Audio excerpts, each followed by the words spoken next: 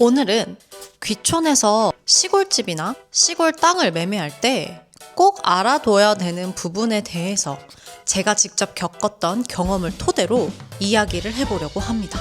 저는 지금 서울에서 살다가 지금 울진으로 내려와서 4년째 살고 있는 사람으로서 이 부분들을 진짜 모르고 들어오면 나중에 정말 큰 문제가 되는 것들만 모아봤습니다. 끝까지 시청해주세요. 첫 번째는 현황 측량입니다. 옛날 건물들이 많다 보니까 간혹 현황 위치와 지적도상의 위치, 이게 서로 일치하지 않는 경우가 생각보다 많습니다. 현황 측량을 정확하게 해서 건물이 실제 내 땅 안에 정확하게 들어앉아 있는지를 꼭 확인을 하셔야 됩니다. 이걸 왜 확인해야 되냐면 보통 이걸 안 보고 샀다가 문제가 생기는 경우가 굉장히 많기 때문입니다. 특히 개발 행위나 용도 변경 아니면 건축 관련 허가, 이런 허가 문제, 이런 걸 진행해야 될 때 꼭 문제가 터집니다. 예를 들면 뭐 단독주택인데 뭐 증축을 해야 된다든지, 아니면 내가 이제 거주의 목적보다는 뭐 사업장이나 뭐 민박 허가나 아니면 카페 허가, 뭐 이런 것들이 전부 건물의 위치랑 토지 기준이 정확해야 되기 때문에 이게 맞지 않으면 아예 진행 자체가 안 되는 경우도 많아요. 또는 다 설계를 해놓고 나중에 장사를 하려고 하다 보니까 나중에 사업자를 내려갔을 때 이런 것들이 안 맞아서 사업자를 못 내는 경우도 수두룩하게 많이 봤습니다. 그래서 이 부분은 선택이 아니라 필수로 꼭 참고해야 되는 것들이니까 절대 놓치시면 안 됩니다. 꼭 확인하세요. 자, 두 번째는 토지 용도입니다. 이 토지도 형질을 확인을 해야 되는데요. 많은 분들이 집만 보고 결정하는데 사실 더 중요한 건 이 집이 어떤 땅 위에 앉아 있느냐가 굉장히 중요합니다. 땅에도 형질이라는 게 있어서 뭐 예를 들면 농림지역, 계획관리지역, 자연녹지, 생산관리지역 뭐 이렇게 나눠져 있는데요. 이게 왜 중요하냐면 형질에 따라서 건폐율이 달라지기 때문입니다. 예를 들면 계획관리지역 같은 경우는 40%의 40% 정도를 건폐율을 쓸 수 있고요. 그 다음에 농림지역이나 뭐 자연녹지는 한 20% 정도 되는 걸로 알고 있습니다. 같은 집이라고 해도 일단 평수가 넓게 지을 수 있는 것들이 훨씬 더 가치가 있겠죠. 어디에 앉느냐에 따라서 지을 수 있는 규모나 활용도, 그리고 이제 나중에 우리가 되팔 때 매매 가격, 모든 게 다 달라지게 됩니다.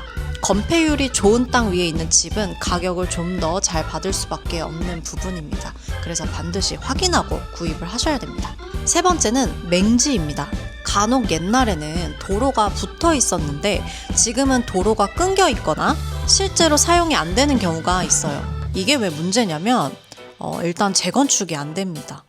그리고 더 중요한 부분은 지적도 상에 도로가 있다고 해서 절대 안심하면 안 되고, 그 도로가 국유지인지 아니면 사유지인지 반드시 확인을 하셔야 됩니다. 국유지는 점용이 가능하고 재건축이 가능한 물건이지만 사유지 같은 경우에는 토지주의 동의가 분명하게 필요하기 때문인데요.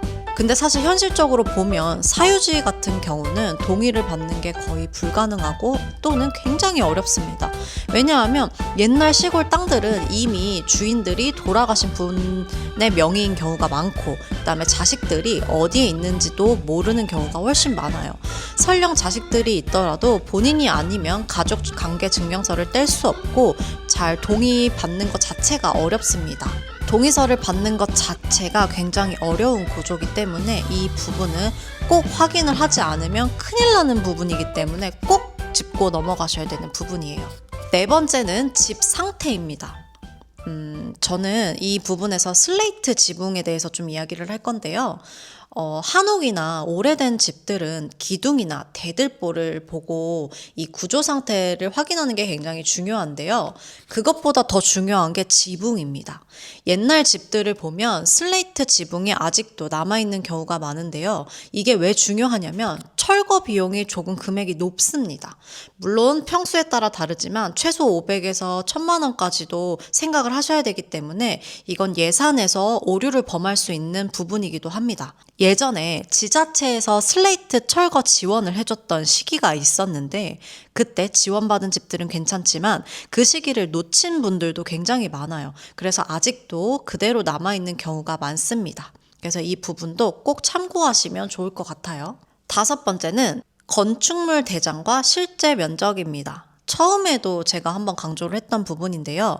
건축물 대장에 있는 면적과 실제 건물의 면적, 이 부분이 분명하게 일치하는지 꼭 확인을 해야 됩니다. 이게 맞지 않으면 나중에 용도 변경이나 허가를 받을 때 초과된 면적만큼 전부 철거를 해야 되는 상황이 생겨요. 집을 다 지어놨는데 허가를 받을 때 다 철거를 해야 되는 진짜 말도 안 되는 최악의 상황이 벌어지겠죠. 그래서 이걸 확인하는 방법은 건축사 사무실에 의뢰를 하거나 아니면 직접 측량을 해야 되는데요. 저는 건축사에다 맡겼습니다. 그게 정확하니까 좀 돈을 주고라도 측량을 하시는 게, 정확하게 측량을 하시는 게 중요합니다. 다음은 등기부등본에서 확인해야 될 것, 저당 확인을 해야 하는데요. 여기 보면 근저당 설정이나 채권 관계 같은 것들이 좀 나와 있습니다. 나도 모르게 빚이 얹어져 있는 집을 사게 되는 경우도 있어요. 그래서 등기부 등본은 열람이 필수입니다. 저 같은 경우는 제 사례를 잠깐 얘기를 해보자면, 저는 거주를 하려고 집을 짓다가 저는 거주를 할 목적으로 귀촌을 했는데 한 6개월 살아보니까 거기에서만 주구장창 사는 게 너무 외롭고 재미가 없더라고요. 그래서 그걸 숙소로 나중에 변경을 할 때 문제가 생겼었습니다. 예를 들면 저희 집 같은 경우는 토지는 아버지가 저한테 주셔서 제 걸로 넘어와 있었지만 나중에 확인해 보니까 건축물은 또 다른 명의가 필요하다고 얘기를 하더라고요. 알고 보니 건축물 자체, 집 자체는 저희 증조 할아버지 때부터 있었어서 그거를 온 가족한테 다 동의서를 받는데 시간 할애를 굉장히 오래 했습니다.